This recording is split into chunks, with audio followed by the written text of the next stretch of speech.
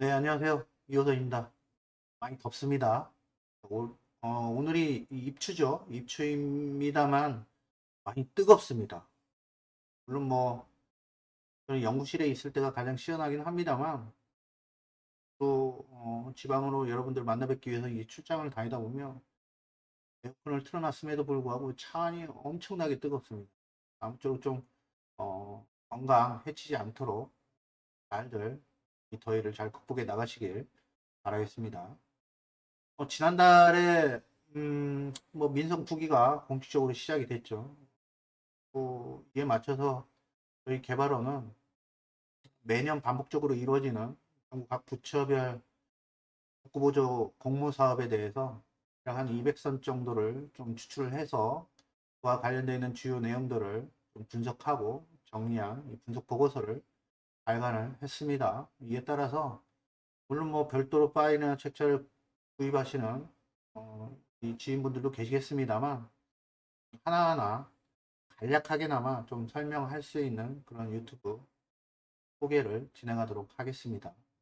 최근에는 클로드나 챗GPT, 제미나이 통해서 이 AI 동영상으로 이런 내용들을 강의하는 유튜브를 많이 볼 수 있습니다만 기술적으로는 저희도 충분히 가능합니다만 아주 또 못 뵙는 분들도 있고 인간미가 좀 떨어진다는 부분도 있어서 제가 직접 간단하게 5분 내외 길게는 10분이 될 수 있습니다만 최대한 간단하게 사업별로 하나씩 정리해 보는 시간들을 갖도록 하겠습니다.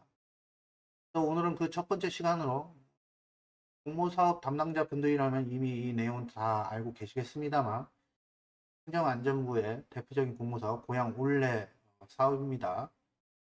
표지에서 보시는 바와 같이 이 체류형 생활인구입니다. 체류형 생활인구를 통해서 기존의 주민등록 등록 그러니까 정주인구를 가지고서 인구 감소를 막기에는 조금 한계가 있기 때문에 정주 인구는 많이 늘지 않더라도 반 외에 있는 관광이나 페리형 생활 인구를 좀 활력 지수를 높임으로써 우리 지역의 지방 소멸 위기를 계속 완만하게 극복해 나가 보자 라는 취지의 공모 사업이 되겠습니다. 올해는 열리지 않았죠. 올해는 열리지 않았습니다만 이 사업명이 바뀌거나 또는 행안부 사업입니다만 농림부, 문체부, 국토부 등을 통해서 계속해서 고향 올레와 관련되어 있는 사업들이 이루어지고 있기 때문에 우리 입장에서는 통상 한 2, 3주 정도의 공모 기간이 주어진다고 보면 사전에 좀 이런 내용으로 사업 아이템을 좀 발굴해 놓는 것이 중요하겠다라는 취지에서 먼저 첫 번째로 뽑아봤습니다. 핵심은 이거죠.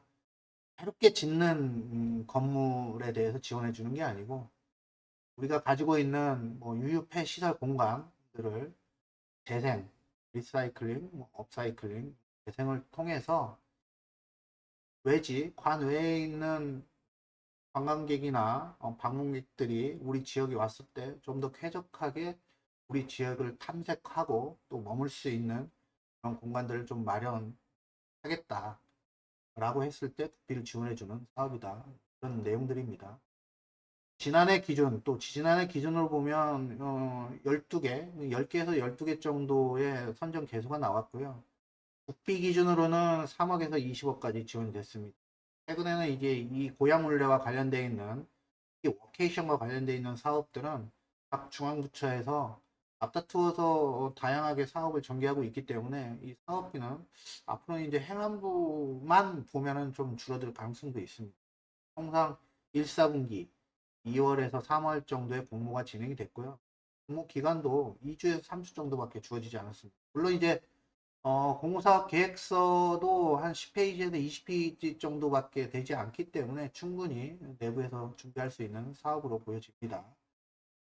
고양올레 지난해 기준으로 보면 이제 5가지 유형이 있었죠. 워케이션 대표적입니다. 이제 시도 광역 단위에서의 자체적인 그 도 보조 사업으로 워케이션을 진행하는 경상북도와 같은 그런 지자체도 있습니다만 어쨌든 고양올레 공식적으로는 워케이션, 런케이션, 로컬 유학, 무지역살이, 로컬 벤처 이렇게 5개의 유형으로 현재는 세팅이 되어 있습니다. 공모사업 계획서를 작성할 때는 이 5개 유형 중에 하나를 선택하는 게 아니고 지난해 기준으로 보면 이제 2가지 내지 3가지 정도의 사업 유형을 복합화시켜서 사업 계획을 요구하고 있습니다. 근데 이제 막상 또 우리가 이 사업을 하려고 하다 보면 우리 지자체 소유의 유휴폐 시설 공간들이 없는 경우들이 많습니다. 안타깝게도 이런 경우에는, 그러니까 민간의 소유일 경우에는 공모사업에서는 제한이 있다. 이런 부분들이 한계로 지적이 되고 있습니다.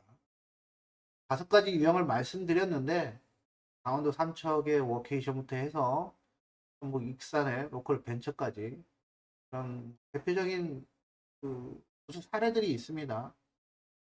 구글이나 또는 뭐 다음이나 네이버 검색을 해보셔도 충분히 이런 사업들 내용들은 나와 있기 때문에 간단하게 이 사업들을 확인해 보시면 우리 지역이 아직 이 공모사업을 하고 있지 않다면 사전에 한 뭐 5페이지 안쪽 정도로 해서 하고 협의를 통해서 미리 준비해 놓는 것들도 필요하겠다 싶습니다.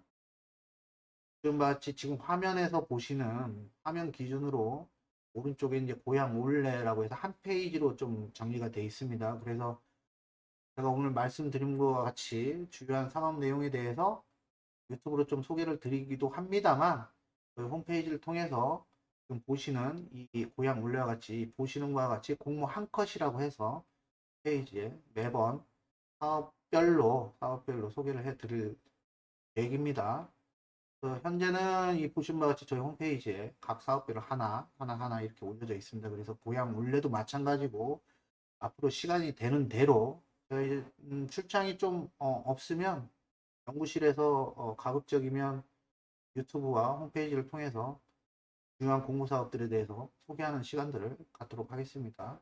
그래서 다시 한번 말씀드립니다만 고향올레 공모 사업은 분명히 올해 열리지 않은 것은 맞습니다. 올해 열리지 않은 건 맞습니다만 이와 관련되어 있는 사업의 목적 및 추진 배경을 감안할 때 꼭 이루어질 수밖에 없는 공모 사업이기 때문에 이 사업에 대해서도 사업명에 구애받지 마시고 미리미리 우리 지역이 가지고 있는 유휴폐 시설 공간이 무엇이 있는지 사전에 좀 체크를 해서 간략하게나마 사업 구상이 좀 이루어지면 좋겠다는 말씀으로 오늘 유튜브는 마무리 짓도록 하겠습니다. 시간이 되는 족족 각 사업별로 여러분들에게 유튜브를 통해서 간략하게 소개를 해드리는 시간을 오늘은 이것으로 마치도록 하겠습니다. 고맙습니다.